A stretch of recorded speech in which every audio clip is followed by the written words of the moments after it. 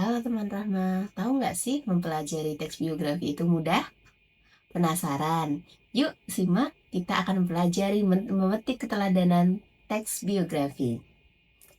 Nah, di sini teman-teman akan mempelajari apa itu biografi. Kira-kira kalian sudah tahu belum biografi itu apa? Lalu kalian sudah pernah mendengar nih, apa bedanya dengan autobiografi? Satu-satu ya. Biografi adalah teks yang berisi riwayat hidup tokoh atau perjalanan hidup seseorang, tetapi yang ditulis oleh orang lain. Nah, biografi di sini tidak hanya menuliskan identitas saja, teman-teman, tetapi dia dalam teks tersebut menceritakan perjalanan hidupnya. Di situ diulas pengalamannya, riwayat pendidikannya. Tapi dalam biografi itu, kata kunci yang kedua adalah ditulis oleh orang lain. Misalnya nih, eh Ki Hajar Dewantara. Nah, Ki Hajar Dewantara tidak menuliskan pengalamannya sendiri, tetapi ditulis oleh orang lain. Itu namanya biografi. Sementara kalau autobiografi itu perjalanan hidup seseorang yang ditulis dirinya melalui diri sendiri. Misalnya nih, saya mau menuliskan tentang perjalanan hidup saya, berarti itu namanya autobiografi. Sementara kalau teman-teman pengen menuliskan perjalanan tentang hidup saya, pengalaman hidup saya, riwayat hidup saya, berarti itu namanya biografi. Sudah paham ya? Nah, setelah kalian pelajari biografi dan autobiografi sekaligus, yuk kita simak ciri-ciri teks biografi itu ada apa saja. Tapi sebelumnya yang perlu kalian ketahui bahwasannya biografi itu tidak hanya tokoh masyarakat ya teman-teman. Jadi kalian bisa membuat biografi dari tokoh inspiratif. Contohnya, misalnya kalian mengagumi orang tuamu sendiri, bisa nggak ditulis biografi? Sangat bisa dong. Oke, selanjutnya yuk kita simak ciri-cirinya. Nah, ciri yang pertama berisi kisah nyata tokoh. Ya, bukan opini saja, bukan wacana saja. Yang kedua, jelas dalam biografi itu disajikan secara kronologis atau urutan waktu. Ketiga, jelas menggunakan sudut pandang orang ketiga. Ia, beliau, dia. Oke, tunggal ya. Yang keempat, memuat fakta data yang dapat dibuktikan. Kelima, mengandung keteladanan dan nilai moral. Kemudian, apa sih tujuan menulis biografi itu? Satu, memberikan informasi tentang kehidupan tokoh. Jadi, kalau orang baca biografi, ya hasil biografimu, dia jadi tahu, oh kehidupan tokoh itu seperti ini toh. Nah, semacam itu. Tapi bukan lebih ke pribadi ya, cuma ke pengalaman hidupnya secara kompleks yang bisa diteladani. Yang kedua, menginspirasi pembaca melalui perjuangan dan prestasi tokoh. Yang ketiga, meneladani sikap karakter dan nilai positif tokoh. Karena masing-masing tokoh tentunya memiliki nilai karakter dan positif ya teman-teman. Yang keempat, menghargai jasa kontribusi tokoh dalam kehidupan. Nah, sudah paham belum tentang tujuannya? Mudah bukan? Oke, kali ini kita yang namanya teks itu memiliki kaidah kebahasaan. Kalau kemarin kita sudah mempelajari kaidah kebahasaan teks negosiasi, biografi itu juga sudah ada kaidah kebahasaannya loh teman-teman. Hampir sama, hanya ada beberapa poin di sini. Satu, menggunakan kata ganti orang ketiga yang saya katakan tadi. Ia, dia, beliau. Kalau saya sarankan sih ketika menggunakan kata ganti, teman-teman gunakanlah kata beliau ya supaya kita lebih menghormati aja, lebih santun aja. Kemudian yang kedua, kata kerja aksi. Kata kerja aksi di sini apa teman-teman? Yes, kata kerja aksi itu kata kerja yang aktif melakukan suatu perbuatan. Contohnya belajar, berarti dia sedang melakukan pekerjaan belajar, bekerja, berjuang. Nah, aktif ya berarti ya. Kemudian yang ketiga, kata sifat atau adjektiva. Oke, kata sifat jujur, pekerja keras, rendah hati. Nah, kemudian ini saya akan memberikan poin penting dalam adjektiva.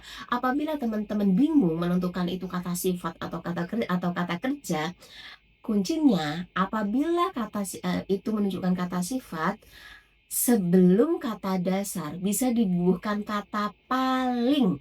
Oke, berarti itu kata sifat. Contohnya, jujur. Duh, kata sifat atau kata kerja ya? Coba kita bubuhkan kata paling. Paling jujur. Bisa teman-teman? Bisa, berarti itu kata sifat. Contohnya lagi. Oke, belajar. Paling belajar bisa nggak teman-teman?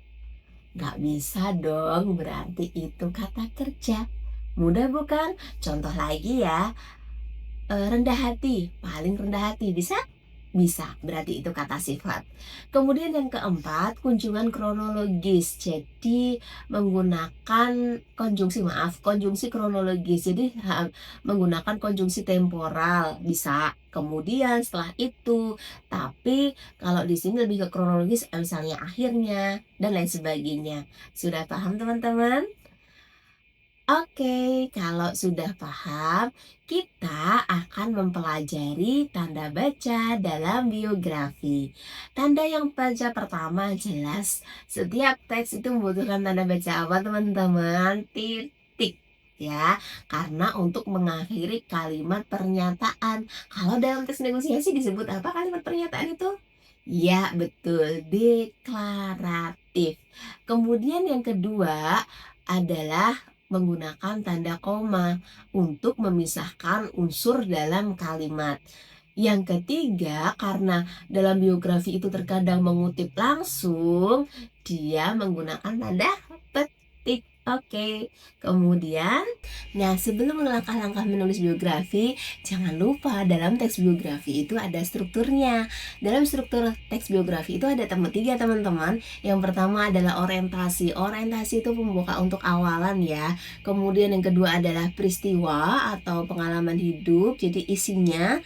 Kemudian yang ketiga reorientasi adalah penutup atau kesimpulan. Bagaimana? Sudah paham belum? Oke, kalau sudah paham, yuk kita pelajari langkah-langkah menulis biografi. Jadi teman-teman, sebelum menulis biografi, teman-teman haruslah memilih salah satu tokoh yang teman-teman yang akan tulis nih. Nah, tokoh itu boleh tokoh terkenal, kemudian tokoh inspiratif. Kalau saran saya ya, pilih tokoh yang inspiratif karena kalau tokoh terkenal sudah pasti banyak dong di ChatGPT, di internet dan sudah ada yang menuliskan. Tapi kalau tokoh inspiratif kan menurutmu yang inspiratif itu berbeda-beda ya setiap manusia. Nah, yang kedua, kumpulkan data dari berbagai sumber. Ya, jadi teman-teman harus ngerti sumbernya harus jelas ya. Kemudian ketiga, susun kerangka teks biografi. Yang keempat, gunakanlah bahasa yang menarik ya, tapi tetap mempertimbangkan kesantunan dalam berbahasa dan kebakuan ya. Kalau dalam teks biografi ini boleh nggak sih nggak baku? Boleh sih, tapi tak sarankan untuk bahasa baku karena berbeda dengan teks negosiasi. Nah, selain itu teman-teman, setelah gunakan bahasa menarik, menyusun kerangka teks biografi tadi, kembangkan kerangka teks tersebut menjadi sebuah teks biografi. Setelah itu jangan lupa sunting teks tersebut.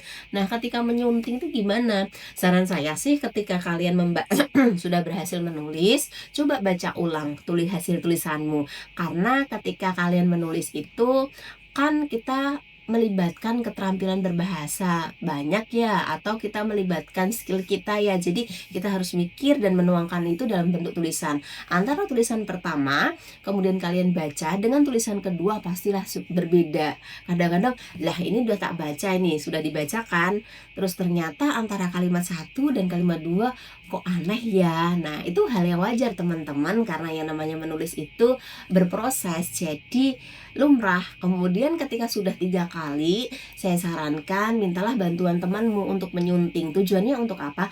Karena seorang editor itu lebih teliti daripada penulis. Kok bisa? Iya, karena kalau editor itu lebih ke dia menikmati hasil tulisannya aja dan lebih jeli. Kalau sementara orang yang menulis itu harus menuangkan idenya, harus berpikir habis ini nulis apa, semacam itu. So, jadi ketika tulisan biografimu sudah selesai, minta bantuan temanmu ya teman-teman. Untuk apa? Untuk mengedit dari hasil tulisanmu supaya tulisanmu itu tanda bacanya sudah tidak salah, apalagi keefektifan kalimat.